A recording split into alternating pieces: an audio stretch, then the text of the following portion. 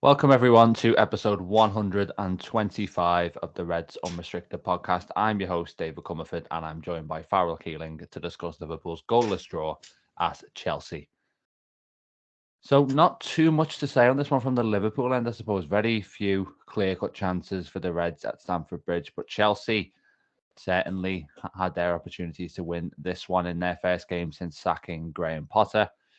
There was a disallowed goal for Reece James for offside, and Kai Havertz then had one chalked off as well for a handball. So in the end, you'd have to say Liverpool probably escaped with a point. But Farrell will start with our three-word match reviews and also the big headline from the game, which was Jurgen Klopp's changes. So let me just run through those again. So we had Joe Gomez in for Trent Alexander-Arnold, Joel Matip in for Virgil van Dijk, which was partly enforced by Van Dijk's illness. Robertson dropped out the team for Tsimikas. We saw Jones come in for Elliott. Nunez came back in. He'd been injured for Gakpo. And then we had Firmino in for Salah as well. So 6 changes, more than half the team following the defeat at Man City. So what did you make of those, and what was your kind of 3-word summary of that game? Well, I don't know if it's unfair or not, but I'd probably go with too many changes for my 3-word review. I think Klopp sort of spoke after the game in his press, and he sort of said, "Look, when you make this many changes, it's inevitable that things aren't going to sort of instantly click." Whether that was him sort of admitting I've made too many changes there, or him sort of saying I was right to make those changes, I'll probably keep a few in the side going into Arsenal, and hopefully it will sort of meld a bit better next time. It's a bit unclear for me, actually. I thought it was just purely just admittance of it not having worked, and it'll be service as normal come Arsenal when we're hosting at Anfield. But I'm not too sure on that. I think it's a hard one as a manager because you have to sympathise with them, especially after the display at City. You're damned if you stick with the same side, and you're damned if you don't. I think the main thing there is, given our away record, we didn't lose the game, but I think we had an absolutely appalling XG in the second half. I mean, we were certainly not the better team in the first half, so I think we're quite fortunate to have got away from that with the point. Yeah, I'd have to agree with that. So my 3 words are, well, I was torn between 2. I was going to go with finishing Spurs Reds because on the lines of Chelsea being wasteful and you talking about Liverpool being fortunate there. But I think I'll go with off the hook instead. It's got more of a ring to it, and I suppose that kind of sums up how it was just a case of, we were told before the game, because I haven't actually watched a huge amount of Chelsea this season, but we were told before the game a lot about how Chelsea basically can't finish. Obviously, no kind of striker. It's a big deal made of that for a long time, especially with the spending spree that hasn't delivered one. And boy, was that with this game a demonstration of that. Honestly, the amount of opportunities, and weirdly, it almost got to the point where even when there was a big opening, you were like less nervous than you ordinarily would be because you just thought, "Oh, they'll just sky it," and they did. So yeah, really lucky in that regard, Liverpool. I mean, I don't think it's a good point, to be fair. I think, it means we will have to beat Arsenal at the weekend, which is going to be a tall order. We'll come on to that game later. But yeah, so if you look at this important stretch of games against, these top sides, and we're kind of 1 point out of 6 now. So from that standpoint, and given how much Chelsea has struggled, I wouldn't say it's that good a result, but it's one you have to just accept within the performance that Liverpool produced. So on the changes, for me, the moment that kind of summed it up was when you have Gomez dribbling down the right wing, trying to play it down the line to Jota, but Jota just runs inside, basically makes a horizontal run. And Gomez plays the pass and the ball goes out of play, and all the Chelsea fans jeer. And that, for me, shows the lack of cohesion that you're always going to have when you do this. And I, like you, Farrell, understand why he made the decision to do that. I mean, it's about kind of inspiring a reaction, really, and showing that there is kind of an element of meritocracy.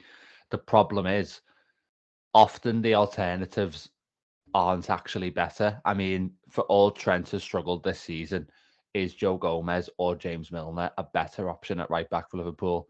I'm not sure. And, you can say that for certain midfield players as well, which has obviously been a big area of struggle. Van Dijk too. I mean, I don't think that, even though he has been well off it this season, I don't see an alternative to starting him, or at least a compelling one, to be honest. And then, you have the lack of cohesion, which was a real staple of that Liverpool performance, I'd have to say, but we'll come on to that a little bit more in a second. I think it was interesting as well that, I don't know if you saw, Farrell, but in the pre-match interview, they were talking to Bruno and they said, are you surprised that there was that many changes? And he said, well, we thought there'd be some, but to see that many, it was a surprise. And I think that just sums up the reaction of Liverpool fans, really. And the comments about sort of it being like inevitable that there'd be a drop off in performance are a little bit kind of strange, because then you sort of wonder why he did it. But maybe it points to, I mean, all I can say is maybe it points to kind of a longer term shift in terms of maybe these players will get more opportunities to gel. I don't know. But it's strange to see a manager kind of admit that he knows his team selection is flawed. But I think for him yesterday, it was more about kind of the attitude than anything else. And he was certainly happy with that. And on that, Klopp called the performance a little step forward. What did you actually make of how Liverpool played with the team that they put out? I don't know. I think Carragher summed it up pretty much during his commentary for Sky. I think he said something along the lines of Liverpool as ever way too easy to play through tonight. And how many times have we heard that? That exact same description this season. Liverpool are too easy to play through. The middle. He brought on Curtis Jones. I actually thought did okay. He was tidy enough on the ball. I think Klopp mentioned after the game, he was good until his sort of energy levels sort of depleted, because obviously he's not a regular starter, so he's not got the exact same level of match fitness as a Henderson, as a Fabinho, as what Bajcetic had prior to his injury. But I don't think it was good. Did he blow my mind? No.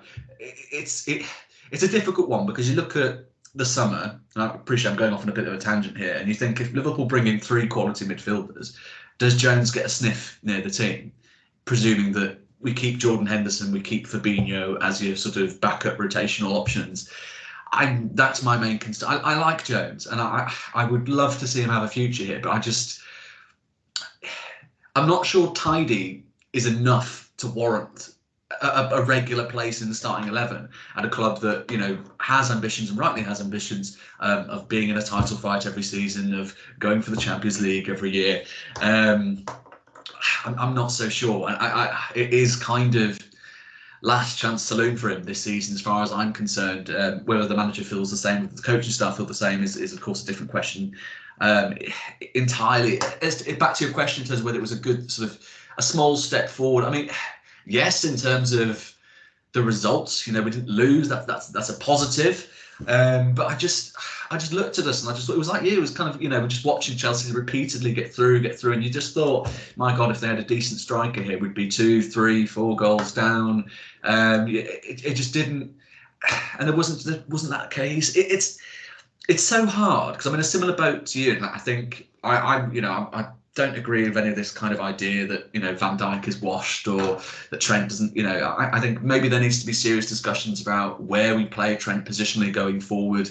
But the problem is that there are just so many, and I feel like a broken record. I feel like I say this to you every time I come on, but because there are so many issues across the pitch. The forwards aren't pressing how they used to, which then impacts the midfield. The midfield isn't providing the cover for the fullbacks that they used to, or just the general energy levels in the middle of the park, which then has implications for the forward line as well as the back line. Because there are so many issues, we're not going to know to what extent the damage is for players like Van Dijk, for Trent, for that, until all these issues get fixed. And then systematically can go, well, we're playing how we should be, we're pressing how we should be, the energy levels in the midfield are correct. We're not going to know how much trouble we're in, really, if that makes sense. So it's nice to not see us lose, but I'm just not. I was saying this actually to a friend that I'd have almost preferred to see us lose 3-2 or something and show a bit of battle, show a bit of perform. You know what I mean?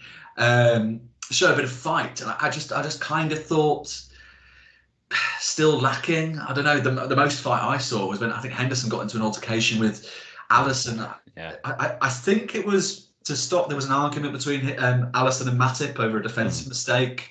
So I think it was just a captainly sort of intervention there, unless I'm mistaken. But I just didn't.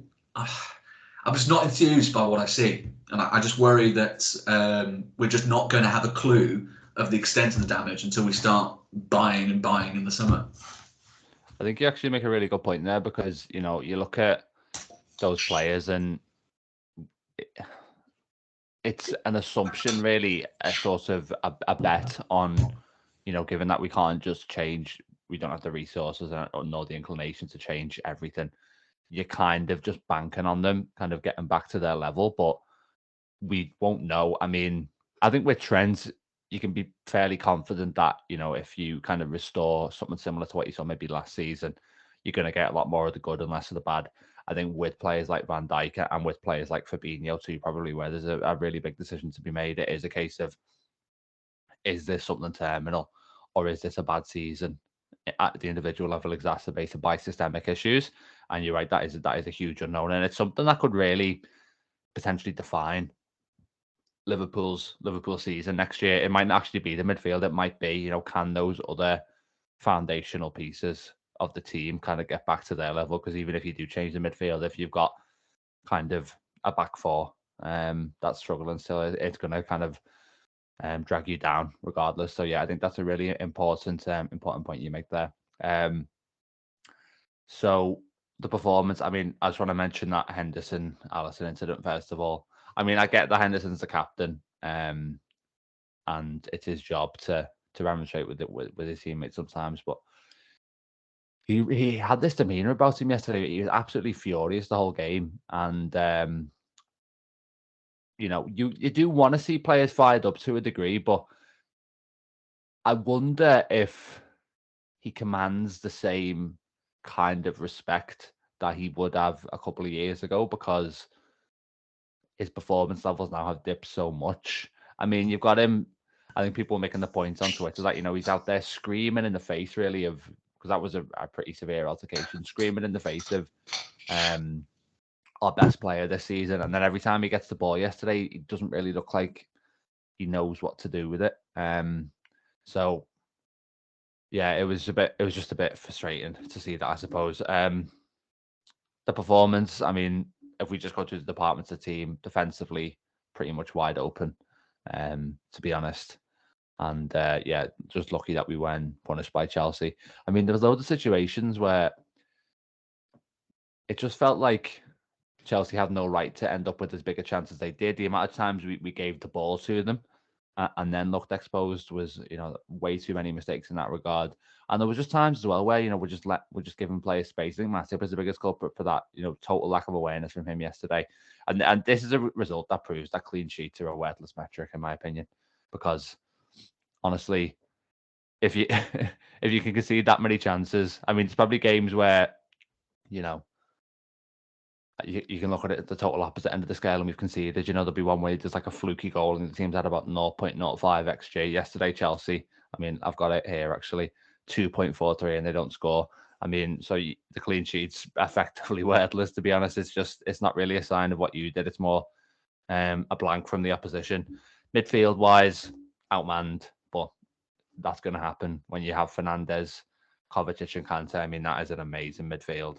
Kante, brilliant as well. Yeah, Kante, his body's meant to be broken.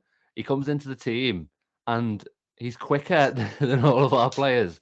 But more than that, the strength that he showed. There was a moment where I think he outmuscled Konate, who's probably kind of one of our most physically imposing players. And I just think to myself, how on earth has he come back into this team after so long and produced that before? It was almost funny, to be honest, because obviously there's this thing of every time Liverpool come to town, Kante's back fit and in the team. And then the other thing would be we just couldn't put a coherent attack together. Sometimes we'd get to kind of that final ball phase and then just wouldn't really know what to do, to be honest. And that is where the lack of cohesion comes into it, I think. unfortunately. And I'm not necessarily sure it was a step forward, to be honest. There was stage to the game where, I mean, late first half, I think there was an improvement.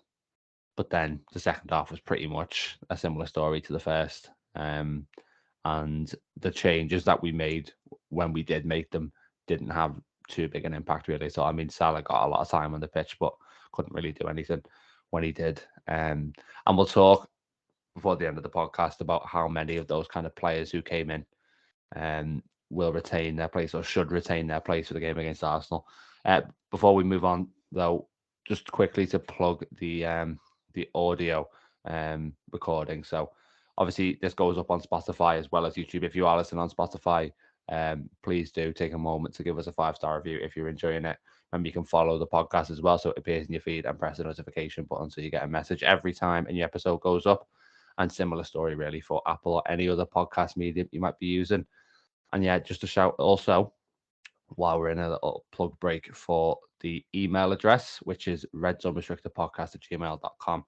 Remember, you can send us any questions, comments, things you want us to address on the podcast, things you want us to change on there, and we'll happily engage with that. So, one last thing on Chelsea, Farrell, before we come on to Arsenal on Sunday. It has been broadly negative so far, this podcast, and rightfully so. But any positive individual performances yesterday? We've already spoken about him. I mean, I thought Konate was actually good, to be honest. I thought he was good. But again, it's a player, that we sort of look at, similar to Nunez, young, combative, hasn't yet sort of climbed the peak with Liverpool, so to speak. But I mean, Alisson again. I mean, if I would be absolutely astounded if anyone gets Player of the Season above Alisson. I think it would take an absolutely phenomenal, kind of win every game remaining at the end of the season, and I don't know, Nunez scoring hat tricks abound to kind of. But it's worrying because you kind of look at that and you think, oh Christ, if we didn't have Alisson, we'd probably be, closer. Not in a relegation battle or anything that's sort of serious, but you think we'd certainly be bottom half of the table. Yeah. I think Alisson again. I think it'd be unfair to give sort of anyone else it. I'm just so very grateful that we have a world-class keeper whose levels haven't dipped. How about yourself? I mean, on Alisson, the defensive record this season, and last night will have only exacerbated it in terms of the expected goals we're conceding, is kind of mid-table, bottom half anyway. So you take out the kind of player who makes the difference, who saves at a rate of, above the rate he should really, then I think it factually is going to be a drop into the bottom half of the table. So we are very fortunate on that. Konate, I think, is one of the few players you can look at in the team this season and say he's not been a problem whatsoever. Yesterday, I thought he was a little bit ropey. I think there was even for the Havertz goal, I think he loses the ball in midfield. So I don't think it was his best game. The player I'd look at is Joe Gomez, and he made a bit of a mistake, maybe a half mistake, when he played a back pass to Alisson. That was a bit short, and Alisson had to come absolutely racing out of his goal to deal with it, get it downfield. But other than that, I think he was very solid. He didn't really do anything wrong. Obviously, not playing in his preferred role. Going forward, not much. I mean, we talked about the thing earlier, the moments of confusion with Jota, but I think pretty solid defensively. Cut out a couple of attempted crosses from that wing. So I think he's made a all right case, a decent case to start against Arsenal. So he'd be the one that I picked out. But I mean, to be clear, we are talking about 6 out of 10 performances in a game that featured mostly 4s and 5s. So it's not exactly like anybody set the world alight yesterday. But yeah, let's talk about Arsenal now. Sunday, 4:30 kickoff. What have you made, Farrell, of Arsenal's sort of title charge this season? Their kind of remarkable rise. And what chances do you give Liverpool of denting that title challenge on Sunday? Yeah, I think the thing they've got is ultimately, consistency, but they don't seem to be, mentally they seem quite robust. I think there was, I don't know if it was the Leeds game they played, but I think it would have been the Leeds game. Sorry, and obviously City have just gone and beaten Liverpool 4-1. You think, you look at that result and you think, oh, these are catching us here, and then they go and I know it's only, I think you're saying only Leeds, but to then go and smash Leeds 4-1. I don't know. They seem to, they've just got all the ingredients of a title-winning team. And it's mad to think that not too far away. I think Arsenal fans were calling for Arteta to be sacked when the results weren't coming as consistently, and it just goes to show that that longevity in football, that there's huge value in it. We showed the patience with Klopp; it paid off. Arsenal are doing it now with Arteta. They've recruited well. It's a good model, and they're playing good football. So you can't even.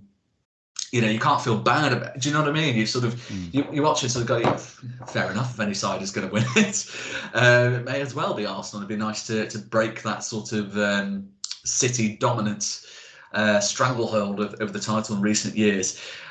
So, yeah, in terms of our chances, I think I don't think it's impossible for Liverpool to get a good result.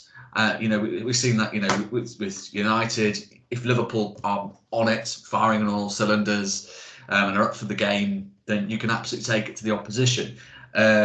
Even a side right at the top of the queue in Arsenal, you just don't know what you're going to get really from Liverpool. That's the problem. If you show up with another performance like we did against Chelsea, we're way too open in midfield. We're not quite as aggressive as you want us to be. We're just going to get rolled over. The one thing we've got going for us, of course, is that our home form is top four worthy. So I think I'm not frightened of Arsenal. I think I'm wary, depending on the kind of performance that we come up with. Yeah, I think that's a pretty good summary.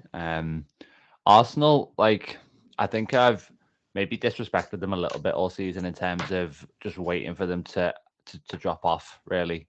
And to be fair, I still think it's slightly up in the air who wins it. They've got a decent lead at the moment, but I think the fact they have to go to the Etihad as well, and obviously now, for all that they have shouldered the pressure expertly up to this point, you'd have to say that it goes up another notch now. In this phase of the season, I think Liverpool know that themselves. But up to now, they have looked like they've got kind of the mentality that Liverpool used to have, which is obviously a huge asset in the race. And yeah, I think generally as well, it's difficult because I do view this season as a missed opportunity for Liverpool in terms of if we'd invested enough money down the years, the squad we could have had this season might have been able to, it would have been right in there, I think, with Arsenal and City. So from that point of view, it does pay me a bit to see Arsenal there capitalising on a bit of a regression from City. But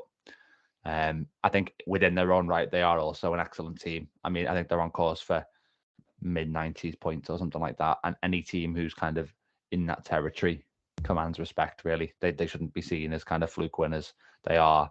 Arteta's got them playing kind of, the underlying numbers show it as well. He's got them playing kind of elite level football. And they do look, they look worthy of the team, of that spot, I should say. It's not a team without weaknesses, I don't think. I'm not sure Ramsdale is kind of a truly top level goalkeeper. And defensively, I think they do give you chances, but they found the perfect balance with their team. And obviously they've got a couple of players in sort of Odegaard and Saka who've arguably been kind of Premier League player of the season level, maybe but for Haaland this season. And certainly in those kind of midfield and attacking areas, it looks great for them. And I believe that William Saliba's out of this game, which is obviously a big blow for Arsenal given how good he's been this season. Potentially see Rob Holding coming in, who I think has been all right in his kind of coming off the bench role, but is certainly a downgrade. So we'll see if that kind of heightens the kind of slight defensive weakness that I kind of mentioned earlier. So in terms of Liverpool's chances, the thing that gives you optimism is in these kind of big big sort of 4:30 Sunday games. You know, you're looking at Man City, Man United. There was the derby against Everton, which was a Monday night game. But in kind of those big Anfield occasions, Liverpool have probably delivered their best performances of the whole season. So I think it's going to be a different beast that Arsenal face. Such is the kind of mentality of this team, that those are the only games that they can seem to be truly fired up for. And they do sometimes, with the exception of City last week, sometimes sort of drag their level up, as opposed to when they're facing weaker teams, they kind of drag down to their standard. Sometimes they get dragged up to the standard when they're facing top side. So we'll see what kind of Liverpool shows up. The one thing I will say is, obviously, like you mentioned, Farrell, if Liverpool play the same or the same issues crop up that did against City and to a lesser extent Chelsea, then they will get beaten probably by a couple of goals. And if Arsenal come to Anfield and win, I mean, for all Liverpool's weakness this season, like you say, I think it's 13 home games, 9 wins, 3 draws, 1 loss. Anfield's still an incredibly tough place to come. The only team who's won here is Leeds, weirdly. If Arsenal come to Anfield and win, then that, for me, would say that they're going to win the Premier League. I think it's that kind of high stakes today. And then Liverpool, from their standpoint, more importantly, need the victory really for top 4, because as much as this is a really hard run of games and there's still a lot of games to go, the margin for error would basically be nil and the gap could be really big. I mean, it is already, but it could be sort of unassailable kind of levels if Liverpool lose more ground this weekend. But last question before we finish then, Farrell. So we talked at the top of the podcast about the 6 changes Klopp made. So Gomez, Matip, Tsimikas, Jones, Nunez, and Firmino. How many of those 6 players do you think deserve to start against Arsenal on Sunday? I'd be having Robertson back in the back line. Beg pardon. Personally, if Van Dijk's over his illness, I'd have him back too. Gomez, I think, it's probably done well enough. I suppose the question is, you think, at a home game, do you want Trent's creativity? One thing I'd say on that quickly, actually, sorry to interrupt, but we've seen every time we faced Arsenal recently, Martinelli's given Trent a really, really rough time. Is there an argument there then to put Gomez in for, even though, like you say, you are going to be sacrificing a bit going forward, but is he more likely to limit, maybe not completely nullify, but limit one of the most dangerous players in the Arsenal attack?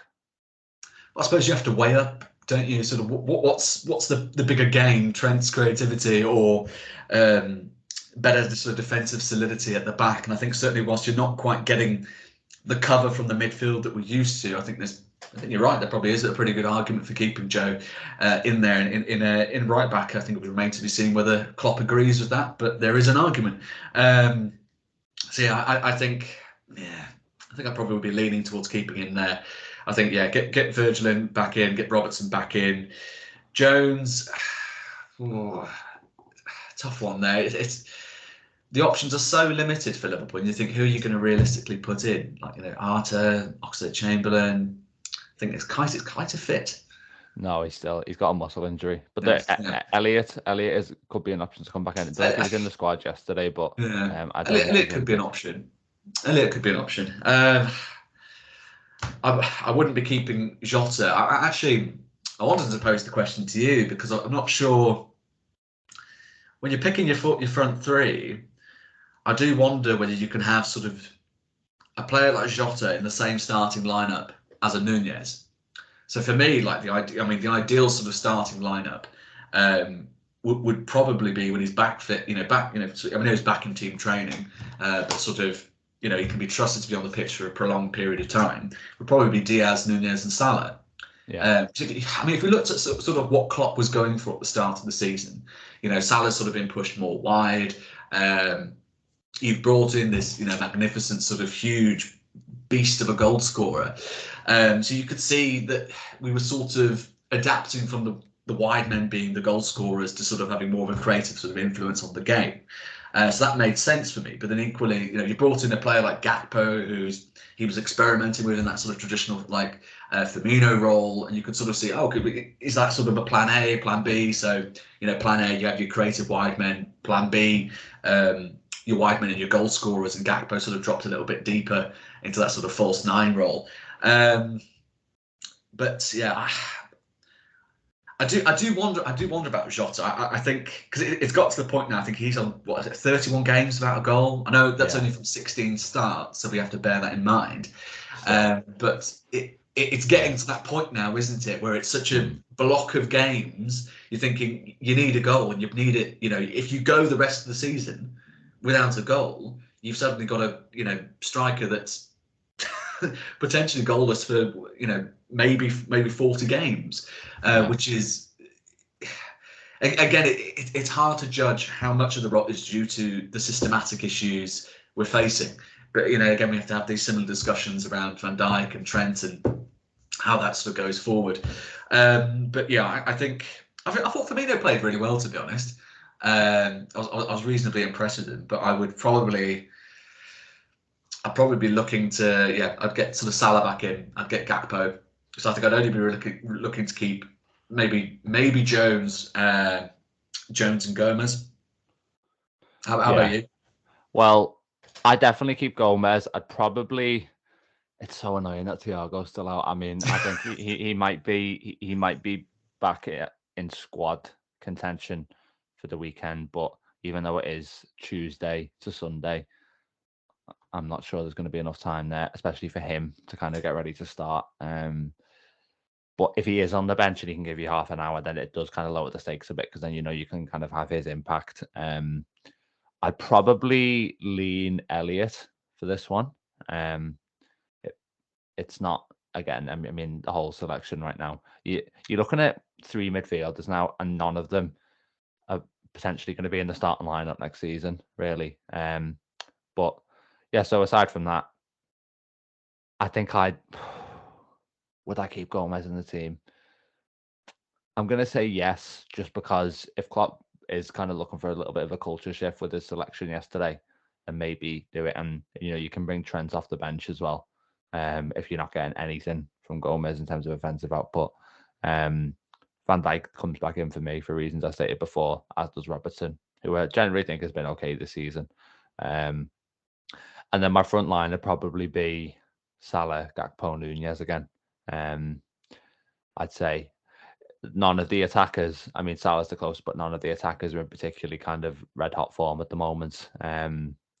So I think when Jota and Firmino came back, we were really hopeful that it would kind of raise the whole level, and you have kind of the benefits of that elite level depth again, but we just haven't felt that because especially Jota hasn't really made the impact. The only thing I would say on Jota is every time he plays against Arsenal, he seems to score. So if we can kind of use that kind of magic that he has against them, maybe to our advantage. Do you know what? I'm going to say it right now. I'm going to declare it that Jota will score on Sunday.